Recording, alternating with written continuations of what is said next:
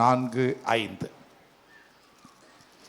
லூக்கா சுவிசேஷம் 3ஆம் அதிகாரம் 4-5 வசனம் வாசியுங்கள். பள்ளங்கள் எல்லாம் நிரப்பப்படும். ஆமென். சகல மலைகளும் குன்றுகளும் தாழ்த்தப்படும். ஆமென். கோணலானவைகள் செவ்வையாகும். ஆமென். கரடானவைகள் சமமாகும் என்றும் மாம்சமான யாவரும் தேவனுடைய ரட்சிப்பை காண்பார்கள் என்றும் வனாந்தரத்திலே கூப்பிடுடைய சத்தம் உண்டாகும் என்று ஏசாயா தீர்க்கதரிசியின் ஆகமத்தில் எழுதியிருக்கிற பிரகாரம். ஆமென். இந்த வசனத்தை நல்லா பாருங்க. இந்த மாதம் நமக்கு ஆண்டவர் கொடுத்த வார்த்தை, நான் வாக்குத்தத்தம் வேணும் ஆண்டவரேன்னு அப்படியே உட்கார்ந்திருந்த வேளையில் அவர் கொடுத்த வார்த்தை கோணலானவைகள் சபையாகும். ஒரு வார்த்தை சொன்னார். ஆமென். அவர் அதுக்கு மேலே ரொம்ப பேசுகிற ஒரே வேர்டு, கோணலானவைகள் சபையாகும். உங்கள் வாழ்க்கையில் எங்கெல்லாம் கோணல் இருக்குன்னு நீங்கள் நினைக்கிறீங்களோ அதை எல்லாத்தையும் அவர் சேவை பண்ணுவார். ஆமென். அல்லேலூயா. ஏன்னா அவர் வார்த்தையில் உண்மையுள்ளவர். வாக்கு சொல்லிட்டு அப்புறம் பார்த்துக்கலாம். யார் அப்படி சொல்லுவா? நம்ம தான், மனுஷன் தான் அப்படி சொல்லுவான். சொன்னேன் அப்புறம் பார்த்துக்கலாம் அப்படின்னு. ஆனால் அவர் சொன்னதை கண்டிப்பாக செய்வார். அல்லேலூயா. அவர் வாக்கு மாறாதவர். அடுத்தது சொன்னாரு, மாம்சமான யாவரும் அவர் கண்களை அவர்களை பாப்பா. 5ஆம் வசனம் ஒரு வரி மட்டும் வாசிங்க. மாம்சமான யாவரும் தேவனுடைய ரட்சிப்பை காண்பார்கள். தேவனுடைய ரட்சிப்பை மாம்சமான யாவரும் காண்பார்கள். அல்லேலூயா. எல்லா மனுஷர் ரட்சிக்கப்படவும், அதுவும் இதோட ஒரு தான். எல்லா மனுஷர் ரட்சிக்கப்படவும், எல்லாரும் சத்தியத்தை அறிகிற அறிவை அடையுமே சித்தம் உள்ளவராக இருக்கார் சொல்ற பாருங்க. இதுவும் அதுவும் ஒன்று தான். எல்லாருடைய கண்களும் அந்த ரட்சிப்பை காணும். புரியுதுங்களா? இப்போ இந்த வாக்கு தத்தம் இயேசு கிறிஸ்து பிறக்கிறதுக்கு முன்னாடி யோவான் ஸ்நாகன் பேசினார். அவர் எதை கோட் பண்ணி பேசினார்னா லூக்கா ஏசாயா தீர்க்கதரிசனத்தில் சொல்லப்பட்டதை பேசினார். இப்போ அங்கே போவோம். ஏசாயா தீர்க்கதரிசன புஸ்தகம் 40ஆம் அதிகாரம் 1-2 வசனத்தை வாசிக்க கேட்போம். என் ஜனத்தை ஆற்றுங்கள், தேற்றுங்கள், எருசலேமுடைய பட்சமாய் பேசி அதன் போர் முடிந்தது என்றும் அதன் அக்கிரமம் நிவர்த்தியாயிற்று என்றும் அது தன் சகல பாவங்கள் நிமித்தமும் கர்த்தரின் கையில் இரட்டிப்பாய் அடைந்து தீர்ந்தது என்றும் அதற்கு கூறுங்கள் என்று உங்கள் தேவன் சொல்லுகிறார். இயேசு கிறிஸ்து பிறப்பதற்கு பல 100 ஆண்டுகளுக்கு முன்பதாக, ஏறக்குறை 470-500 ஆண்டுகளுக்கு முன்பதாகவே இந்த வார்த்தையை சொல்றாரு. என் ஜனத்தை ஆற்றுங்கள், தேற்றுங்கள். அப்ப ஜனத்தின் மீது அவருக்கு என்னங்க இருக்குது? கரிசனை இருக்கிறது. அவருக்கு கரிசனை இருக்கிறது. அவங்க கண்ணீர் சிந்துறீங்களா? வேண்டாம்மா, அழுவாத. புலம்புரியா? புலம்பாத.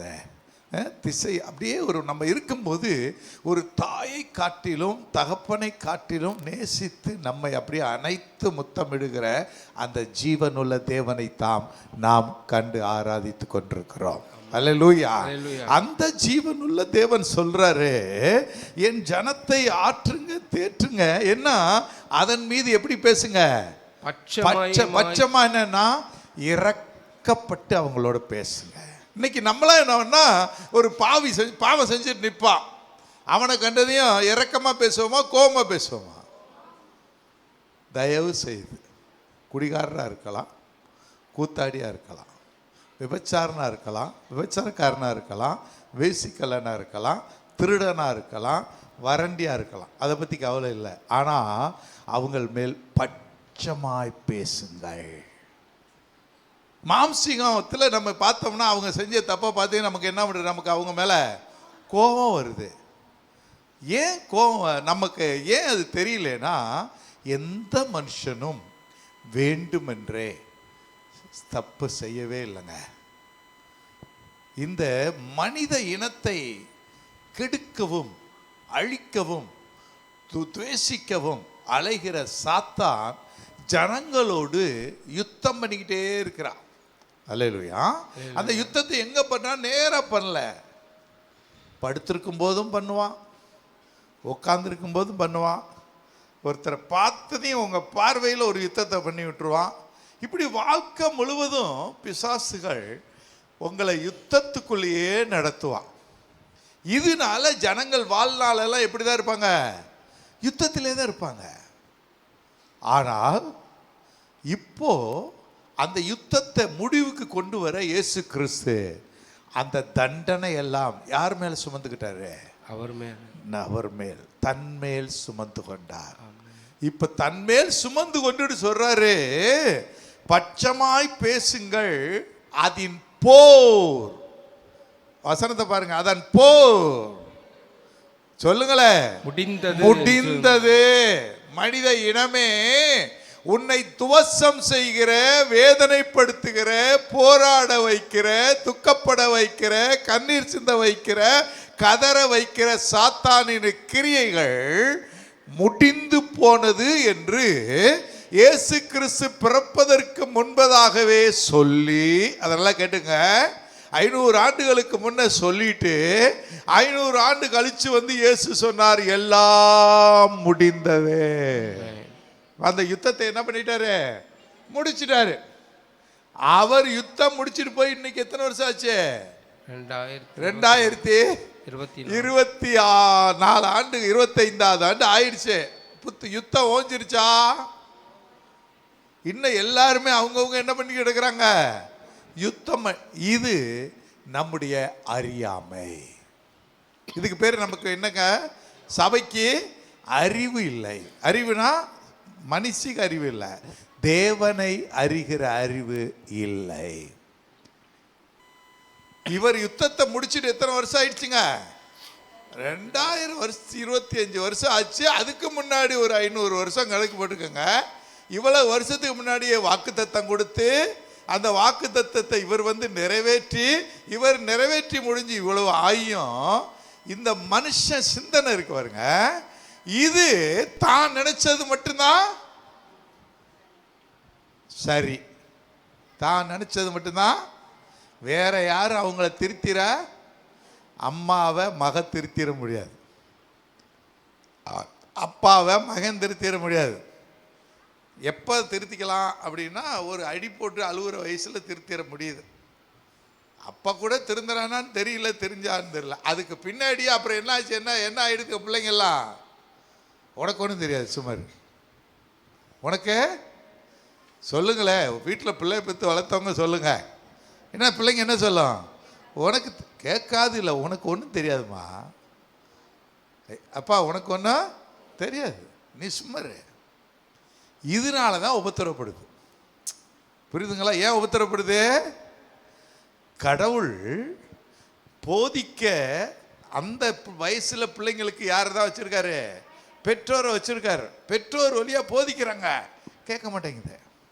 கொஞ்சம் வளர்ந்து வருது, சண்டே ஸ்கூலு சொல்கிறாங்க, அங்கே டீச்சர்ஸ் கேட்காது. சரி, அப்புறம் அடுத்து ஸ்கூலுக்கு போயிடுறாங்க, அங்கே டீச்சர்ஸ் என்ன பண்ணுறாங்க? சண்டே ஸ்கூல் டீச்சர்ஸ் சொன்ன மாதிரி அவங்க ஒன்று சொல்லி கொடுத்துருக்காங்க, கேட்காது. கடைசி +2 முடிச்சுட்டு ஸ்கூலை முடித்து வெளியே வர்ற வரைக்கும் டீச்சர்ஸுக்கு போராட்டம். அப்புறம் அதை முடித்து காலேஜுக்கு போகுது. பல இடங்களில் தெரிஞ்ச பல டைப் ஆஃப் காலேஜஸ் போயிடுறாங்க. அங்கே போனால் அங்கேயும் போராட்டம். ஏன்? இந்த மனிதனுடைய உள்ளார்ந்த உணர்வு, நான் நினைக்கிறதான் சரி, கரெக்ட், ரைட். இதை தவிர வேற யார் சொன்னாலும் நான் என்ன பண்ண மாட்டேன்? யோசிப்போம், பார்க்கலாம், சிந்திக்கிறேன். நீங்கள் சொல்கிறதெல்லாம் ரைட், சரி கிடையாது. புருஷன் பொன்னாடி சொன்னாலும் கேட்கறதில்ல, மனைவி புருஷன் சொன்னாலும் கேட்கல. இள வயசில் தான் கேட்கல, சீனியர் சிட்டிசன் ஆயிட்டாலும் என்ன பண்ணல? கேட்கல. என்னதான் சீனியராக இருந்தாலும் சிட்டிசனாக இருந்தாலும், நீ சொல்கிறது நீ சொல்லு, நான் சொல்கிறத நான் செய்கிறேன். இங்கே கிடந்தது அங்கே எடுத்து ஏமா வைக்கல?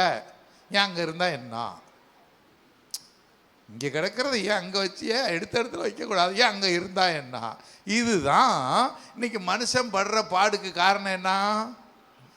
ஒபீடியன்ஸுங்கிறதுக்கு சுத்தமாக அவங்களுடைய மைண்ட்லேயே இல்லாமல், எதுக்குனாலும் ஒரு விரோதமான பார்வை, விரோதமான வார்த்தை, விரோதமான பேச்சு, விரோதமான சிந்தனை. உட்கார்றது இங்கே இந்த மைண்டு இப்போ சுற்றிக்கிட்டு வரோம். அமெரிக்காவுக்கு போகிறோம், லண்டனுக்கு போகிறோம், சிங்கப்பூருக்கு போயிடும், அப்படியே இலங்கைக்கு போயிட்டு வரோம். இப்படியே சுற்றி உட்காந்த இடத்துலையே 365 டிகிரி 360 டிகிரிலையும் வேர்ல்டு பூரா சுற்றிடும். நமக்கு தெரிஞ்ச இடமெல்லாம் சுற்றிட்டு வந்துடும். இந்த மைண்டுக்கு அவ்வளோ பவர் இருக்கு. இந்த மைண்டை மட்டும் அவர் கையில் கொடுத்துட்டு நீர் மாத்திரம் போதும், நீர் மாத்திரம் போதும், நீர் மாத்திரம் போதும் எனக்கு. இத வார்த்தையிலையும் நம்முடைய வாழ்க்கையிலையும் அபியாசிக்க பழகிட்டோம்னா நம்மள மாதிரி உலகத்துல மகிழ்ச்சியா இருக்கிற மனுஷன் ஒருத்தன் கூட இல்லை. அல்லேலூயா. இத வாயில இல்ல, எங்க இருக்கிறோம்? நம்முடைய மனசுல இருந்து அது போதுங்க அப்படின்னீங்கன்னா நீங்க உலகத்தில் நம்ம தமிழ் மக்கள் பழமொழி இருக்கு, சன்னியாசி ஏகாசி இந்த மாதிரிலாம் சொல்லுவாங்க. அது மாதிரி ஒன்றும் இல்லாதவங்களாம் போயிடுவோம். நம்ம வாட்டில் வச்ச இடத்துல உட்கார சுற்றிட்டு இருப்போம். ஆனால் நமக்கு எல்லாருக்குமே ஒரு சுயநலம்ங்கிற ஒன்று அந்த சுயநலம் போட்டு நம்மளை அலக்கழிச்சு எல்லாரையும் அலக்கழிச்சு ஆண்டவர் என்ன இதே அதிகாரத்தில் இந்த முடிச்சு சொல்லியிருக்காரு. இதை வேணா வாசிங்களே, 4ஆம் வசனமா 5ஆம் வசனமா? பள்ளமெல்லாம் உயர்த்தப்பட்டு சகல மலையும் குன்றும் தாழ்த்தப்பட்டு கோணலானது செவ்வையாகி கரடு மூடானவை சமமாக்கப்படும் என்றும் கர்த்தரின் மகிமை வெளியரங்கம் ஆகும், மாம்சமான யாவும் அதை ஏகமாய் காணும். இங்க பாருங்க, அந்த லூக்கா 3ஆம் அதிகாரம் 4-5 சொல்லப்பட்ட வசனம் இது ஏசாயா 40 அதிகாரம் 4-5 சொல்லியிருக்கார். அப்ப இந்த வசனங்கள் இங்கே எழுதப்பட்டு திரும்ப மறுபடியும் தீர்க்கரால் வெளியே சொல்லப்பட்டு அதை இயேசு நிறைவேற்றினார். அல்லேலூயா. இந்த சொல்லப்பட்ட வார்த்தையை நிறைவேற்றுவதற்கு நம்முடைய வாழ்க்கை பயணத்தில் அவர் நிறைவு செய்கிற நாள் வரைக்கும் நியாயப்பிரமாணம் என்ற ஒன்றை கொடுத்து அந்த நியாயப்பிரமாணத்து வழியாக நம்மை நடத்தி வந்தார். நம்மளை எதை நடத்துறாரு? நியாயப்பிரமாணத்தை நடத்தினார். இப்போ நியாயப்பிரமாணத்தையும் சரி ஒழுங்கா செய்வாங்கன்னு அவர் ஆசைப்பட்டாரு. ஆனால் ஆசைப்பட்டது நடக்கவே இல்லை. பிள்ளைய அடிச்சா திருந்திருவானா? மிரட்டினா திருந்திருவானா? எது காட்டினா தான் திருந்துவான் பிள்ளை? அன்பு காட்டினா தான் அவனை திருத்த முடியும். இதை இன்னைக்கு நம்மக்கிட்ட வந்துட்டார். அன்னைக்கு நியாயப்பிரமாணத்தை கொடுத்தாரு, கொடுத்து நிறைவேறுனா நீ எல்லாம் செய்கிறான், அப்புறம் திரும்பவும் அப்படியே. அதனால அவர் பார்த்தாரு, இந்த பயலுக்கு என்ன சொன்னாலும் மாட்டை தானே வெட்டணும், சரி வெட்டிடுறோம். வருஷம் வரிசையாக மாட்டை ஓடிக்கிட்டு வர வேண்டியது, தேவாலயத்தில் வைக்க வேண்டியது, வெட்ட வேண்டியது, ரத்தத்தை தெளிக்க வேண்டியது, உட்காந்து தின்னுட்டு போயிடுறான். ஆனால் என்ன இல்லை, மனசுக்குள்ள மனம் மாறுதலே இல்லாமல் இருந்ததுனால தேவனாகிய கர்த்தர் தமது குமாரனை பாவ மாம்சத்தின் சாயலாக மாற்றி இந்த பூமிக்கு அனுப்பி வைத்தார். ரோமர் எழுதின நிருபம் 2ஆம் அதிகாரம் 8ஆம் அதிகாரம் 2-3 வசனத்தை வாசிக்க கேட்போம். கிறிஸ்து இயேசுவினாலே ஜீவனுடைய ஆவின் பிரமாணம் என்னை பாவம் மரணம் என்பவர்களின் பிரமாணத்தினின்று விடுதலை ஆக்கிற்றே. அது எப்படி எனில், மாம்சத்தினாலே பலவீனமாய் இருந்த நியாயப்பிரமாணம் செய்யக்கூடாததை தேவனை செய்யும்படிக்கு தம்முடைய குமாரனை பாவ மாம்சத்தின் சாயலாகவும் பாவத்தை போக்கும் பலியாகவும் அனுப்பி மாம்சத்திலே பாவத்தை ஆக்கணிக்குள்ளாக தீர்த்தார். இந்த வசனங்க நல்லா உற்று பாருங்க. இந்த 2 வசனமும் உங்களுக்கு புரிகிற வரைக்கும் நீங்க தியானிக்க வேண்டும். அல்லேலூயா. யாருக்கு புரியணும்? எனக்கு. தனிப்பட்ட உங்களுக்கு, உங்க மனசுக்கு புரியணும். இந்த வசனத்தை பல 1000 தடவை வாசிங்க, தப்பு இல்லை. ஆனால் புரியணும். இதை புரிஞ்சிருச்சுன்னா உங்களுக்கு நீங்கள் கிருபையின் பிரமாணத்துக்குள்ளே வந்துடுவீங்க. நல்லா பாருங்களேன், கிறிஸ்து இயேசுவினாலே ஜீவனுடைய ஆவியின் பிரமாணம் என்னை பாவம் மரணம் என்ற பிரமாணத்திலிருந்து என்ன ஆக்கிட்டு? விடுதலை ஆக்கிட்டு. பழைய பிரமாணம் நியாயப்பிரமாணம், இந்த பாவத்தை செஞ்சினா என்ன, இதுக்கு உனக்கு தண்டனை, இப்படி போனீங்கன்னா உனக்கு இதுன்னு நியாயப்பிரமாணத்தை வச்சாரு. இது பாவம் மரணம் என்ற பிரமாணம். இந்த பாவம் என்ற மரண பிரமாணத்திலிருந்து உங்களையும் என்னையும் விடுதலையாக்குவதற்காக அவர் என்ன செஞ்சார் அப்படிங்கிறதா 3ஆம் வசனம். அது எப்படி எனில், எப்படிங்க விடுதலை ஆக்குனாரே அப்படின்னா, மாம்சத்தினாலே பலவீனமாக இருந்த நியாயப்பிரமாணம் செய்ய முடியாததை தேவனே செய்யும்படிக்கு. இப்போ மனுஷனால செய்யவே முடியல, எதுக்குனாலும் ஒரு பிரச்சனை சொல்லி கடைசிக்கு வலிவி போயிடுறான். பேசாம நான் என்ன பண்ணிடுறேன், நானே இந்த நியாயப்பிரமாணத்தை நிறைவேற்றி விடுகிறேன் என்று சொல்லி ஆண்டவராகிய இயேசு கிறிஸ்து இப்போ என்ன பண்ணாரு, பரலோகத்திலிருந்து உங்களுக்காகவும் எனக்காகவும் இறங்கி வந்து அவர்கிட்ட இருந்த கிறிஸ்துவின் பிரமாணத்தினாலே இந்த நியாயப்பிரமாணத்தை அவர் என்ன பண்ணி முடிச்சிட்டாரு, நிறைவேற்றி முடித்துவிட்டு தம்மை விடுதலையாக்கி விட்டார். போர் முடிந்தது, போர் முடிந்தது. மனிதனுக்கும் பிசாசுக்கும் எப்பவும் நடந்து கொண்டிருக்கிற இந்த போரை, கட்டளைகள் பிரமாணங்கள் அது இதுன்னு சொல்லி குழம்பிக்கிட்டு இருந்த இந்த போரை முடிவுக்கு கொண்டு வருவதற்காக குமாரனை அனுப்பி போரை முடிவுக்கு கொண்டு வந்து விட்டார். அல்லேலூயா. இந்த போர் முடிந்தது என்று தெரிஞ்ச உடனே பிசாசு, நல்லா குறிச்சுக்கோங்க, இதை ஏற்றுக்கொள்ள விடாம இன்றைய வரைக்கும் போராடி கொண்டிருக்கிறான்.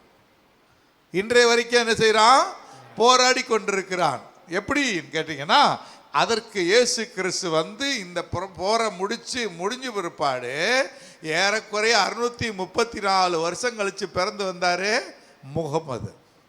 அவரை வச்சு என்ன பண்ணிவிட்டான், அல்லாஹ் செத்துட்டா எப்படியா உயிரோடு வருவான், அல்லாஹ் சாவுல அப்படின்னு சொல்லி அப்புறம் அவன் அல்லாவும் இல்லை ஒன்றும் இல்லை, அவன் வந்து அப்படியே மாற்றி கடவுள் இயேசு எங்கே சாவுல, கல்வாரி இல்லை சாவுல, அவன் செத்துட்டானா நமக்கு போர் முடிஞ்சிருச்சு. போர் முடிஞ்சிச்சுன்னு ஏற்றுக்க வைக்கவே கூடாது. இன்னைக்கு இந்தியாவில் 18% இஸ்லாமியர்கள் போர் முடிந்தது என்பதை ஏற்றுக்கொள்ளாமலே தாயத்தம் அதுவும் இதுவும் கட்டி தப்பிச்சுக்கலான்னு சொல்லி நிறைய செய்வினைகள் பலிஞ்சு போன இடம் எதுனா இஸ்லாம். ஏன் போர் முடிந்தது என்று என்ன சொல்ல ஏற்றுக்க விடாம முகமது ஒரு ஆள் கிளம்பி இத்தனை தமிழ்நாடு இந்தியாவில் வேர்ல்டுலேயே வச்சுக்கோங்களேன், வேர்ல்டில் மேஜர் மக்கள் கிறிஸ்தவர்கள், அதற்கு அடுத்து யார் இருக்காங்க, இஸ்லாமியர்கள். இப்போ இவங்கெல்லாம் போர் முடிஞ்சதுன்னு சொன்னவங்க இவங்களை என்ன பண்ணிட்டான், போரெல்லாம் முடியல, நீ தான் போடணும், நீ தான் போராடணும், என்ன பண்ணு, சுன்னத் பண்ணு, ஆரம்பிச்சதுலேருந்து 5 வேற தொழுகைக்கு வந்துரு அப்படின்னு ஆரம்பிச்சு இன்றைக்கு வரைக்கும் அந்த ஜனங்களை என்ன பண்ணிக்கிட்டு இருக்கிறான், அடிமைப்படுத்தி வைத்து. இயேசு நம்மளை விடுதலை ஆக்கிட்டாரு, இஸ்லாமியர்களை எல்லாத்தையும் அவன் என்ன பண்ணிட்டான், அடிமையாக்கி 40 நாள் உபவாசம் இருந்து கண்டிப்பாக இருந்தே ஆகணும். இல்லைன்னா எல்லாம் என்ன பண்ணுவான், கோவிச்சுக்குவான். எப்படியாவது இருன்னு சொல்லி சின்ன பிள்ளையிலே அந்த பிள்ளைங்களை தொந்தரவு பண்ணி பயிற்சி பண்ணி வந்துடுறாங்க. ஆனால் அது முழுவதும் சுய முயற்சியினால் நடைபெறுகிறது. இயேசு நமக்காக என்ன பண்ணி முடிச்சிட்டாரு, ரத்தம் சிந்தி எல்லாம் முடிந்தது, போர் முடிந்தது, யுத்தம் முடிந்தது, இனிமேல் உங்களுக்கு என்ன இல்லை, யுத்தம் இல்லை. இது இயேசு நிறைவேற்றி முடிஞ்ச சத்தியம். ஆனா நான் ஏற்கனவே சொன்ன பாருங்க, நம்ம மனசு இன்னைக்கு அதை பிடிச்சுக்கிட்டு அலக்களிக்கிறான். இன்னைக்கு கிறிஸ்தவங்க படுற பாடல எல்லாம் எதுக்கு காரணம், அவங்க மைண்ட். தேவன் அதற்கு பொறுப்பாளி அல்ல, பிசாசும் இல்லை. அப்படிதான் நான் முதல் சொல்லுவேன். நல்லா கேட்டுங்க, பிசாசு எப்போவுமே ஆசை காட்டுவான். எப்போவுமே என்ன பண்ணுவாங்கள, ஆசை காட்டுவான் எல்லாரையும். அடுத்தது கொஞ்சம் அது ஆசைக்கு இறங்கிட்டீங்கன்னா உங்களை அடிமைப்படுத்துவான், கொஞ்சம் அடிமைக்கு அதுக்கும் கொஞ்சம் ஆகிட்டே உங்களை தொந்தரவு, அப்புறம் வெளியே விடவே மாட்டான், தொந்தரவு பண்ணிக்கிட்டே இருப்பான். என்ன பண்ணுவான், அவளை கண்டதையும் அவனோ விடுங்களேன், உங்களை பார்த்த உடனே இவதானாக்கா அப்படின்னு உங்களுக்குள்ள ஒரு கோவத்தை, அவங்கள பற்றி ஏதாவது ராங் இன்ஃபர்மேஷன் கொடுத்து வச்சுருவான். அவங்கள கண்ட உடனே அவங்க என்ன பண்ணுவீங்க, முகத்தை ஒரு இழுப்பு இழுத்துக்கிட்டு வெளியே போயிடுவீங்க. அப்படி போன உடனே இன்னொரு ஆள் செய்தி கொண்டு வருவான், தெரியுமா உன்னை பற்றி அவள் என்ன சொன்னா தெரியுமா, அவள் உன்னை பற்றி என்ன பேசுனா தெரியுமா அப்படின்னு பஸ்ஸில் சொல்லுவான், ட்ரெயினில் சொல்லுவான், படுத்திருந்தா சொல்லுவான், நடந்துருந்தா சொல்லுவான், எதையாவது ஒன்று சொல்லி அவனுக்கு வேண்டியது நீங்கள் எதில் இருக்கணும், யுத்தத்திலேயே வாழணும். இதான் அவன் டெக்னிக். எவ்வளவு யுத்தத்திலே நீங்க இருக்கணும். நீங்க இருதயத்துல சமாதானமா வரக்கூடாது. ஆனா ஆவியின் கனியோ அன்பு, சந்தோஷம், சமாதானம். அது ஆவியின் கனி. அந்த ஆவியின் கனியை திருடி எப்ப பாரு நீங்க என்னதான் இருக்கணும், அப்படியே டென்ஷன்ல இருக்கணும். இந்த ஆள் வீட்டை விட்டு போயிட்டானா, போச்சு போச்சு போச்சு, என்ன செய்ய போறான், அந்த ஏதோ நடந்திருக்கான். இந்த அம்மாவுக்கு அந்த ஐயா மறுபடி ராத்திரி வீடு வந்து சேர்ற வரைக்கும் இதுதான் யுத்தமா இருக்கும். வேற ஒரு வேலையும் செய்யாது.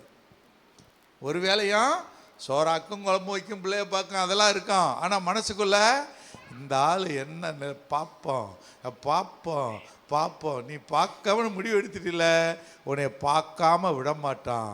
திரும்ப நீயா ஓன்னா அழுதுகிட்டு, இல்லைன்னா குடிமை பிடிச்சி சண்டை போட்டு அடி வாங்கி மிதி வாங்கி உதவாங்கிற வரைக்கும் உங்களை விட மாட்டான், ஒழிச்சிருவான். இதான் பிசாசின் தந்திரங்கள். ஆனால் உங்களுக்காக யுத்தத்தை தேவன் என்ன செஞ்சிட்டாரு, முடித்து விட்டார். எனக்காக என் தேவன் யாவையும் செய்து முடித்து விட்டார். எனக்காக தேவன் யாவையும் செய்து முடித்து விட்டார். எல்லாத்தையும் முடிச்சிட்டாரு. இனிமேல் நீங்க ஒன்றும் செய்ய போறதே இல்லை. நீங்க அப்படி பெருமூச்சு விட்டாலே கேட்டுருவாரு. நீங்க பெருமூச்சு விட்டாலே கேட்டுருவாரு. அப்பவே பதில் கொடுத்தாச்சு. இந்த பாலும் சிந்தனை மட்டும் அதை என்ன செய்யாது, ஏற்றுக்குமா? அதை உருட்டி கொட்டாது கையில் கொடுக்குற வரைக்கும் என்ன பண்ண மாட்டோம், பார்க்கவே. எங்க கேட்டார், கேட்கவே இல்லை. இங்கே தான் இருக்கோம். ஆகார் தண்ணியை தேடி போன மாதிரி தண்ணியை தேடி ஓடுனா எங்கே தான் இருந்துச்சு, அவ காலடிலாம் தண்ணி இருந்துச்சு. ஊற்று தண்ணி பொங்கிக்கிட்டு போகுது. ஆனால் என்ன தெரியல, பிசாசு மட்டுங்க உங்கள் மைண்டை அப்படியே மறைச்சி வச்சுருவான். உங்களுக்கு தெரியவே தெரியாது. ஒரு சகோதரர் நம்ம சர்ச்சில் இப்போ இருக்கிறாரு. அவர் ஒரு 5 ஆண்டு 8 ஆண்டுகளுக்கு முன்பாக அவரை கூட்டிகிட்டு வந்தாங்க. அப்புறம் வந்து ரசிக்கப்பட்டு நல்லாயிட்டார். அவர் காட்டூர்காரர். அவர் பிசாசின் பிடிகளில் இருந்து ரொம்ப வருஷமாக இருக்கார். ஆனால் அவருக்கு இந்த காட்டூரில் கட்டின பாலம் தெரியாது அவருக்கு. ஆனால் அந்த பாலத்தில் நடந்துருக்கார் ரொம்ப வருஷமா. ஆனால் அவர் மைண்டு எதை வச்சுருக்கான், பழைய சிந்தனையெல்லாம் வச்சுருக்கிறான். நான் இங்கே அவருக்கு டெலிவரன்ஸ் கொடுத்து அவரை அனுப்பிவிட்டேன். அங்கே போய் இறங்கி மஞ்சத்தரில் இறங்கிட்டாங்க. வாடா இறங்கலாம், மஞ்சத்தரில் இறங்கு. மஞ்சத்தரில் இறங்கியாச்சு. எங்கே மஞ்சத்தரில் வேறு இடத்துல வந்து நின்று என்னடா மஞ்சத்தல்ங்கிறீங்க. அப்போ தான் அவனுங்க வருது. இவ்வளவு காலம் ஆச்சு பாலம் கட்டி, நீ இந்த தெருவில் தானே வந்துக்கிட்டு இருக்கிற, நீ புலம்புநாத கோயில் தானே நம்ம தெருவு. ஆமாம், இது மஞ்சத்தரில். இல்லை இல்லை, புலம்புநாத தெரு எங்கே இருக்கு, இங்கெல்லாம் இல்லையா, அது எங்கேயோ இருக்குது. ஏன் பிசாசு என்ன பண்ணிட்டான், அவன் மைண்டை கட்டி வச்சுட்டான். ஆனால் கண்ணு தெரியும், கால் தெரியும், அப்பா தெரியும், அம்மா தெரியும், ஊர் தெரியும், உணர்வே இருக்காது. இதாங்க பிசாசு. இந்த தான் புது பாலம் கட்டியா. போடா என்ன ஏமாத்துறியா, போய் எவன்கிட்டயாவது சொல்லு. யாரு டெலிவரிஸ் ஆகி போனது அவன் அங்கே சண்டை போட்டு கிடக்குறான். போய் எவன்கிட்டயாவது சொல்கிறா, இது நம்ம ஊரே இல்லை. ஆனால் பிறந்தது பூரா காட்டுவார், வளர்ந்தது காட்டுவார். இப்போ அந்த பாதையில் தான் தினம் போய்கிட்டு இருக்கிறான். இங்கே டெலிவரன்ஸுக்கு இங்கே வந்து டெலிவரன்ஸ் ஆகி போயினதையும் இந்த யுத்தம் நடக்குது. அப்போ யோசிச்சுக்கங்க, ஒரு மனிதரை கண்ணு தெரியும், காது கேட்கும், ஆனால் அவங்களுக்கு உணர்வு ஏற்படாது. இதுதான் பிசாசு வச்சிருக்கிற டெக்னிக். இதே மாதிரி தான் உங்கள் நாத்தனா எதுக்க வருவாங்க, உங்களை பார்ப்பாங்க, ஆனால் தெரியாது. ஆனால் அவங்க வாட்டில் போயிடுவாங்க. என் நாத்தனாக்காரி இப்படித்தான் என் மூஞ்சியை பார்த்துட்டு போனா, அவ என்னை பார்த்தாளா சிக், அவ மூஞ்சிலே முழிக்க மாட்டேன்னு இங்கே சண்டை நடந்துக்கிட்டு இருக்கோம். ஆனால் நாத்தனாவை கட்டி வச்சிருந்தது யாரு, பிசாசு. ஆனால் இது யாருக்கு தெரியாது, ரட்சிக்கப்பட்ட நமக்கே தெரியாம நம்ம லூசுங்க மாதிரி சண்டை போட்டுக்கிட்டே வீணா போய் வாழ்க்கையை கெடுத்துருவோம். யுத்தத்தை நீங்க செஞ்சுக்கிட்டே இருக்கணுங்கிறது யாருடைய ஆசை, பிசாசுடைய ஆசை. ஆனால் யுத்தம் முடிந்ததே, இதான் தேவன். நல்லா கேட்டுங்க, யுத்தம் முடிந்தது. நீங்க யுத்தத்தில் வாழ வேண்டிய அவசியம் இது தாங்க. இதை மட்டும் நீங்க புரிந்துக்கிட்டீங்கன்னா, எனக்காக தேவனை யாவற்றையும் செய்து முடித்து விட்டார். அவர் என்ன செஞ்சார், அவருக்குள்ள இருந்த பிரமாணம் என்ன இருந்துச்சு, ஜீவனுடைய ஆவியின் பிரமாணம். அவரிடம் இருந்த ஜீவனுடைய ஆவியின் பிரமாணத்தினாலே பாவ பிரமாண மரணம் என்ற பிரமாணத்தினாலே என்னை என்ன பண்ணிட்டார்? அதுல இருந்து என்னைய விடுதலை ஆக்கிட்டார். என்னைய விடுதலை ஆக்கினதுனால நான் விடுவிக்கப்பட்டு விட்டேன். அல்லேலூயா. இப்ப நல்லா யோசிச்சு பாருங்க, இன்னைக்கு விடுதலையை கொடுத்து, இந்த விடுதலை கொடுத்த ஒருபாடு உங்களுக்கு உடன்படிக்கை செய்யறேன்னு திரும்ப அவங்க எழுதி வச்சிருக்காரு. எப்போ?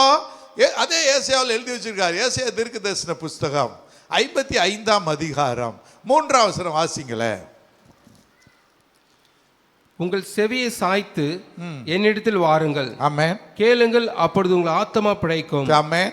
தாவீதுக்கு அருளின நிச்சயமான கிருபைகளை உங்களுக்கு நித்திய உடன்படிக்கையாக ஏற்படுத்துவேன். இந்த பாருங்க, தாவீதுக்கு அருளின நிச்சயமான கிருபைகளை என்ன செய்றேன்? நித்திய உடன்படிக்கையாக ஏற்படுத்துவேன். இது யாருக்கு? புதிய ஏற்பாட்டு சபைக்காக. எப்ப சொல்லிட்டாரு? எப்போ? இயேசு ஜனத்தை ஆற்றுங்கள் தேற்றுங்கள்னு சொல்லிட்டு வந்த அந்த அதே தீர்க்கனை வச்சு ஏசியா தீர்க்க பரிசுத்த புஸ்தகத்தில் சொல்லி வச்சுட்டாரு. இப்போ நீங்க அதை ஏற்றுக்கிட்டீங்கன்னா உங்களுக்கு என்ன வந்துருச்சு? நித்திய உடன்படிக்கை. அதை நல்லா பாருங்க, திரும்ப வாசிங்க பிரதர். 55 பாதியில வாசிங்க. தாவீதுக்கு அருளின நிச்சயமான கிருபைகளை, தாவீதுக்கு அருளின நிச்சயமான கிருபைகளை உங்களுக்கு நித்திய உடன்படிக்கையாக ஏற்படுத்துவேன். இப்ப நம்மளாம் ஏற்படுத்தப்பட்டவர்களா வேணுமா? ஏற்படுத்தப்பட்டவர். நம்மளாம் ஏற்படுத்தப்பட்டாச்சு. நமக்கு நித்திய உடன்படிக்கைக்குள்ள நம்ம பிரவேசித்துட்டோம். புரியுதுங்களா? இப்போ இதை எப்போ சொல்லி வச்சுட்டாரு? 400 ஆண்டு 500 ஆண்டுகளுக்கு கிறிஸ்து வருவதுக்கு முன்னாடியே சொல்லி வச்சுட்டார். இதை திரும்ப சபைக்கு அப்போஸ்தலர் நிறுவத்தில் வாசிக்கலாம். வாசிங்க ஏசாயா அப்போஸ்தலர் 13ஆம் அதிகாரம் 32லேருந்து 34 வரைக்கும் வாசிங்களா. நீர் என்னுடைய குமாரன், இன்று நான் உம்மை ஜெனிப்பித்தேன் என்று 2ஆம் சங்கீதத்தில் எழுதியிருக்கிறபடியே, ஆமென், இயேசுவை எழுப்பினதினாலே தேவன் தம்முடைய பிதாக்களுக்கு அருளி செய்த வாக்குத்தத்தத்தை அவருடைய பிள்ளைகளாகிய நமக்கு நிறைவேற்றினார் என்று நாங்களும் உங்களுக்கு சுவிசேஷமாய் அறிவிக்கிறோம். இனி அவர் அழிவுக்குட்படாதபடிக்கு அவரை மரித்தெழுந்து எழுப்பினார் என்பதை குறித்து தாவீதுக்கு அருளின நிச்சயமான கிருபைகளை உங்களுக்கு கட்டளையிடுவேன் என்று திருவுளம் பற்றினார். இப்ப இந்த வசனத்தை நல்லா பாருங்க. ஏசாயா தீர்க்கதரிசன புஸ்தகம் 55ஆம் அதிகாரம் 3ஆம் வசனத்துல சொல்லப்பட்டது. 55 முழுக்கவே வாசிக்கலாம். அங்க தாகமாய் இருக்கிறவர்கள் என்னார் என்னிடத்தில் வாருங்கள், பழையமின்றி விலையுமின்றி இலவசமாய் பெற்றுக்கொள்ளுங்கள் எழுதுறாரு. அப்போ அதை சொல்றது யாருக்குன்னா, ரட்சிக்கப்படக்கூடிய நமக்கு உடன்படிக்கையை ஏற்படுத்தினார். என்னைக்குங்க? இயேசு வர்றதுக்கு 500 வருஷத்துக்கு முன்னாடி. ஆனால் அத்தனை வருஷம் ஆயும் நம்மக்கிட்ட எல்லாம் என்னதான் இருக்குது? இன்னமும் புலம்பிக்கிட்டே இருக்கிறோம். நல்லா பாருங்க, இந்த வசனத்தை நல்லா எல்லாரும் கையில் எடுத்துங்க. அப்போஸ்தலர் 12ல் 13:32 முதல் வாசிக்கிறேங்க. நீர் என்னுடைய குமாரன், இன்று நான் உம்மை ஜெனிப்பித்தேன் என்று 2ஆம் சங்கீதத்தில் எழுதி இருக்கிறபடியே இயேசுவை எழுப்பினதினாலே தேவன் தம்முடைய பிதாக்களுக்கு அருளி செய்த வாக்குத்தத்தத்தை அவருடைய பிள்ளையாகிய நமக்கு நிறைவேற்றினார் என்று நாங்களும் உங்களுக்கு சுவிசேஷமாய் அறிவிக்கிறோம். பிள்ளையாகிய அவருக்கு நிறைவேற்றினார் என்று நாங்கள் உங்களுக்கு அறிவிக்கிறோம். அவருக்கா நமக்கா? அங்க வசனம் பாருங்க, அங்க வசனமே பாருங்க, நமக்கு நிறைவேற்றினார். அப்போ தாவீதுக்கு அருளின நிச்சயமான கிருபை யாருக்கு கொடுத்தாச்சு? எனக்கு கொடுத்தாச்சு. தாவீதுக்கு அருளின நிச்சயமான கிருபை எனக்கு கொடுக்கப்பட்டாயிடுச்சு. எனக்கு நிச்சயமான கிருபையை கொடுத்துட்டதுனால இப்போ நான் என்ன பண்ணணும்னா, இதே 2ஆம் சங்கீதம் எழுதப்பட்டு கோட் பண்ணிருக்காருல, 2ஆம் சங்கீதத்தில் அவர் ஜெபம் பண்ணாரா சிரிச்சாரான்னு பாருங்களேன். சிரிச்சார். என்ன பண்ணாரு? சிரிச்சாரா ஜெபம் பண்ணாரா? சிரிச்சார், நகைத்தார். வாசிங்க 1 2 3 4. ஜாதிகள் கொந்தளித்து ஜனங்கள் விருதா காரியத்தை சிந்திப்பானேன், ஜனங்கள் விருதா காரியங்களை சிந்திப்பானேன். கர்த்தருக்கு விரோதமாகவும், ஆமென், அவர் அபிஷேகம் பண்ணினவனுக்கு விரோதமாகவும் பூமியின் ராஜாக்கள் எழும்பி நின்று அதிகாரிகள் ஏகமாய் ஆலோசனை பண்ணி, ஆமென், அவர்கள் கட்டுகளை அறுத்து அவர்கள் கயிறுகளை நம்மை விட்டு எரிந்து போடுவோம் என்கிறார்கள். பரலோகத்தில் வீற்றிருக்கிறவர் நகைப்பார், ஆண்டவர் அவர்களை இகழ்வார். இப்ப நல்லா இந்த வசனத்தை நல்லா பார்த்தீங்கன்னா, பாஸ்டர் இந்த அரசு புலம்பி வர்ற சட்ட திட்டங்கள்லாம் பார்த்தோம்னா பாஸ்டர் கிறிஸ்தவ மதத்தை ஒழிச்சிருவான் போல இருக்குது பாஸ்டர்லாம் பேசிக்கிட்டு இருக்காங்க நிறைய பேர். இந்த வசனம் தெரியாத கோமுட்டைகள் அப்படிதான் நான் சொல்லுவேன். ஏன்னா கையிலே எழுதி கொடுத்துட்டாரு. இது தெரியாம வாங்க வாருங்கள் ஜெபம் செய்வோம், எல்லாரும் கூடி ஜெபம் பண்ணுவோம். அப்படியே அங்க யாகம் நடத்துறாங்களாம், அங்க அது செய்யறாங்களாம், இது செய்யறாங்க. பரலோகத்தில் வீற்றிருக்கிறவர் நகைப்பார். அவர் எங்க இருக்காரு? பரலோகத்தில் இருக்கிறாரு, எனக்குள்ள இருக்காரா? எனக்குள்ள. நீ சிரிச்சாலே போதும், நீ ஜெபம் பண்ண வேண்டாம். என்ன செய்யணும்? சிரி. விழுந்து விழுந்து பிசாசை பார்த்து சிரிச்சிங்கன்னா அவன் தோத்து போயிடுவான். ஆனால் இன்னைக்கு கிறிஸ்தவங்களுக்கு சிரிக்க தெரியுமா, அழுவ தெரியுமா? அழுவத்தான் தெரியும். அதனால தான் ஓட ஓட விரட்டுறான். புரியுதுங்களா? இன்னைக்கு கிறிஸ்தவன் ஏன் ஓடிக்கிட்டு இருக்கிறான்? சத்தியத்தை எல்லாம் கையில் வச்சுக்கிட்டு அதை போதிக்கிறதுக்கு பரிசுத்த ஆவியானவரையும் வச்சுக்கிட்டு அதை போதிக்கிறது. எங்களை மாதிரி சபைகளில் எல்லா சபையும் இதை போதிக்கிறாங்க எனக்கு தெரியாதுங்க, அது நான் சொல்ல மாட்டேன். நம்ம சபையில் பகுத்து பகுத்து போதிக்கிறோம். புரியுதுங்களா? இப்படி போதிக்கிற சபையிலையும் இருந்துக்கிட்டு இன்னும் அப்போப்பாரி வச்சு அழுது அழுது அண்ணால் அழுதால் அண்ணால் அழுதான்னு எவனோ ஒருத்தன் சொல்லி தொலைஞ்சான், அதையே பிடிச்சிக்கிட்டு நீ கையில் பிடிச்சி அடி. இப்போ எங்க என்ன சொல்றாரு? பரலோகத்தில் வீற்றிருக்கிறவர் நகைப்பார். சிரிச்சுக்கிட்டே இருங்க, ஒரே டான்ஸ் ஆடிக்கிட்டே இருங்க, நீங்கள் எல்லாத்துலேயும் ஜெயிச்சிருவீங்க. நீங்கள் வேற ஒன்று கூட ஜெபம் வேலைன்னு வந்துட்டா உங்கள் வீட்டுக்குள்ளே என்ன பண்ணணும்? நல்லா ஒர்ஷிப் பண்ணணும். அந்த ஒர்ஷிப்புங்கிறது என்ன? நல்லா டான்ஸ் ஆடிக்கிட்டே ஒர்ஷிப் பண்ணணும். ஆங்கில இந்தியன் சிஸ்டர் இருக்காங்க, இவங்க குரூப், இவங்க தமிழரோடு இறங்கிட்டாங்க, இவங்க தமிழரை மாறி போயிட்டாங்க. அதனால விஷயம் கொடுங்க. ஆனால் டான்ஸை ஆங்கில இந்தியன்ஸ் எப்படி டான்ஸ் இருப்பாங்கல்ல, அதுதான் கிறிஸ்தவன் செய்ய வேண்டிய டான்ஸ். உண்மையாக சொல்கிறேன். ஏன்னா அவன் தலையை என்ன பண்ணாச்சு? ஏற்கனவே நசிக்காச்சே. நீங்கள் கிறிஸ்தவன் சத்தியம் தெரிஞ்சிருச்சுன்னா நீங்கள் என்ன பண்ணுவீங்க? ஒரே டான்ஸ் ஆடி ஒரே சிரிப்பாக சிரிச்சுக்கிட்டுறேன். 2ஆம் சங்கீதத்தில் எழுதப்பட்ட வசனத்தை தான் இப்போ நான் பேசிக்கிட்டு இருக்கிறேன். அப்போஸ்தலர் 13ஆம் அதிகாரத்தில் என்ன? 2ஆம் சங்கீதத்தில் எழுதப்பட்டிருக்கிறபடி தாவீதுக்கு அருள நிச்சயமான கிருபைகளை நான் உங்களுக்கு ஏற்படுத்துவேன்னு நமக்கு மேலே ஒரு நிச்சய கிருபையை ஏற்படுத்தி வச்சுட்டாரு. இப்போ நம்ம அழுது ஜெபம் பண்ணுமா, சிரிச்சுக்கிட்டு இருக்கணுமா? நீங்கள் சிரிச்சுக்கிட்ட பழகிட்டீங்கன்னா பிசாசை ஜெயிச்சிட்டிங்கன்னு அர்த்தம். அழுதிங்கன்னா ஓட ஓட விரட்டுவான். புரியுதா? அழுதிங்கன்னா பிசாசு என்ன பண்ணுவான்? ஓட ஓட விரட்டுவான். ஒரே சிரிச்சுக்கிட்டு டான்ஸ் ஆடிக்கிட்டே இருந்தீங்கன்னா அவன் ஓடுவான் ஓடுவான் ஓடிக்கிட்டே இருப்பான். அவனை ஓட வைக்கிறது உங்களுடைய சிரிப்பாக இருக்கணும், உங்கள் டான்ஸாக இருக்கணும். ஆனால் இந்த சத்தியம் தெரியாதனால நமக்கு என்னதான் பாட்டு பாடினாலும் நம்ம ஆளுங்க என்ன பண்ண மாட்டேங்கிறான்? அசைய மாட்டேன். தான் இன்னைக்கு பாட்டு பாடினா ரஜீஷ் என்ன பாட்டு? ஏகோவா தேவனுக்கு ஒரு ஆள் கத்துனாங்க, 2 பேர், கொஞ்சம் பேர் கத்துனீங்க. அதுக்கேற்ற மாதிரி மியூசிக் இன்னைக்கு நல்லா போட்டார் நம்ம எட்வர்டு. அதனால சவுண்ட் அப்படியே நல்லா இருந்துச்சு. ஆனால் அதை சொல்லும் போதே நீங்கள் எப்படி ஆடி இருக்கணும்? எம்ஜிஆர் அந்த காலத்தை சொன்னால் ஆணையிட்டால் அது மாதிரி உங்களுடைய வாய்ஸ் அப்படியே கர்த்தருடைய பிரசன்னத்தில் வரணும். இன்னைக்கு எல்லாருமே என்ன பண்ணுறீங்கன்னா சும்மா ஏதோ பாட்டு பாடுறவங்க இங்கே பாடுறாங்க. நான் யார் பாடினாலும் கேளுங்க. இவன் காலையில் அந்த பாட்டை எடுத்து வச்சுட்டான், நல்லா கேட்டுங்க. ரஜீஷ் நைட்டு எடுத்து வச்சுட்டான். கால ஆராதனை நான் தான் நடத்தினேன், இந்த பாட்டு பாடிட்டேன். அப்புறம் முடிஞ்சதே சொல்கிறேன், பாஸ்டர் நான் இதை எடுத்து வச்சுருக்கேன் பாஸ்டர், அது கன்ஃபர்மேஷனுக்கு தாண்ட உனக்கு கொடுத்துட்டாரு, நீ நல்லா பாடு. அதை புரியுதா? கர்த்தர் நல்லா கேட்டுக்கங்க. அவர் ஒவ்வொரு ஈவெண்ட்டையும் அவர் ஊத்து பார்க்குறவருங்க.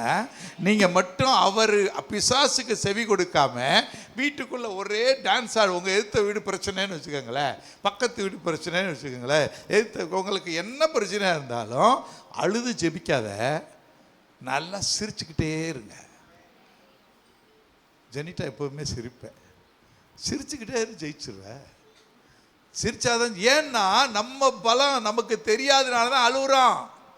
நான் நாளில் அங்கே சொன்னதெல்லாம் யாரை சொல்லியிருக்காரு? நீங்கள் யாராம்? கிறிஸ்து. நீங்க கிறிஸ்து மரணத்தை ஜெயித்தவர், நீங்க சத்துருவை ஜெயித்தவர், போராட்டத்தை ஜெயித்தவர். அவர் எங்க இருக்காரு?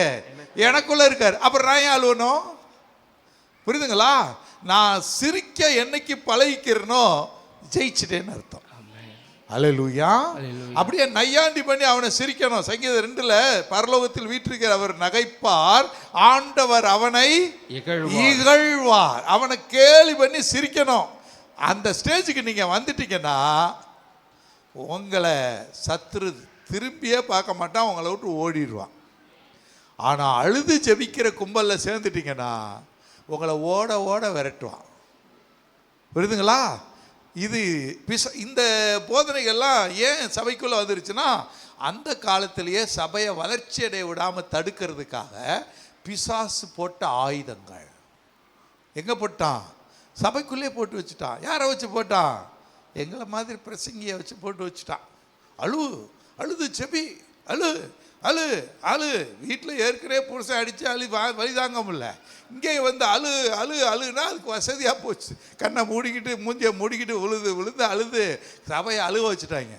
இல்லை, சபையானது எப்பொழுதும் சிரித்து கொண்டிருக்க வேண்டும், அது எதிர்த்து நிற்க வேண்டும், சத்துருவை ஓட ஓட துரத்த வேண்டும். அதுதான் தேவன் சபைக்கு கொடுத்திருக்கிற மிகப்பெரிய ஸ்டேட்டஸ். அந்த ஸ்டேட்டஸை நீங்கள் கீப் அப் பண்ண வேணும்னா, இப்போ நான் சொன்ன இந்த சத்தியத்தை நீங்கள் போய் யூடியூப்பில் இருக்கு, நீங்கள் என்ன பண்ணுங்க, 100 தடவை கேளுங்க. சும்மா 2 தடவை அதான் தெரியுமே. இது செஞ்சீங்கன்னா வீணாக போயிட்டீங்கன்னு அர்த்தம். அதெல்லாம் தெரியும். நான் தான் பாஸ் சொன்னால கேட்டேன்ல. இல்லை, உங்களுக்கு புரிகிற மாதிரி இதே போஸ்ட்டை நம்ம யூடியூப்பை ஸ்டார்ட் பண்ணி இந்த மெசேஜ் மட்டும் ரொம்ப போனால் 35-40 நிமிஷம் தான் வரப்போகுது. இதை திரும்ப திரும்ப திரும்ப திரும்ப திரும்ப 100 தடவை கேளுங்க. உங்களுக்கு புரிகிற வரைக்கும் கேளுங்க. நீங்கள் பிசாசை கண்டு எள்ளி நகையாடுகிற வரைக்கும் கேளுங்கள். அவனை கேலி செய்கிற வரைக்கும் கேளுங்கள். அவனுக்கு எதிர்த்து நின்று அவனை ஓட ஓட துரத்துற வரைக்கும் கேளுங்க.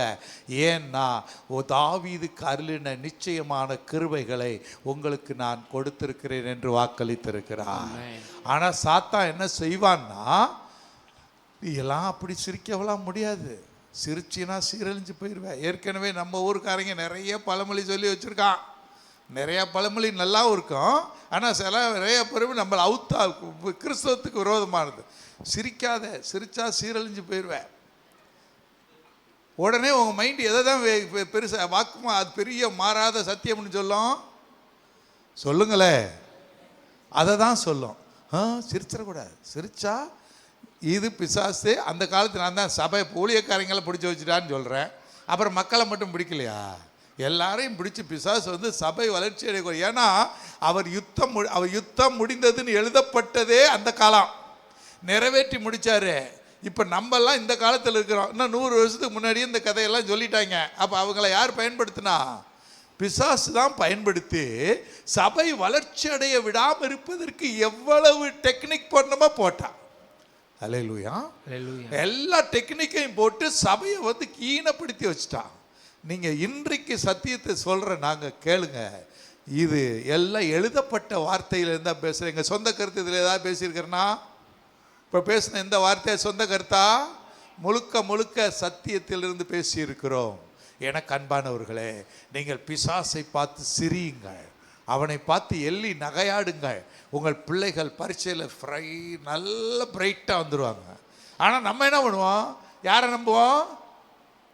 படிச்சுட்டு போன பிள்ளைய நம்பிக்கிட்டு இருப்போம். இது படித்த படிப்புக்கு ஏதோ பாஸ் பண்ணால் போதும், இப்படியே சொல்லிக்கிட்டு இருப்போம். அது பாஸ் பண்ணணும். இவன் இப்படி படிச்சுக்கிட்டு இருக்கிறான் இல்லைங்க.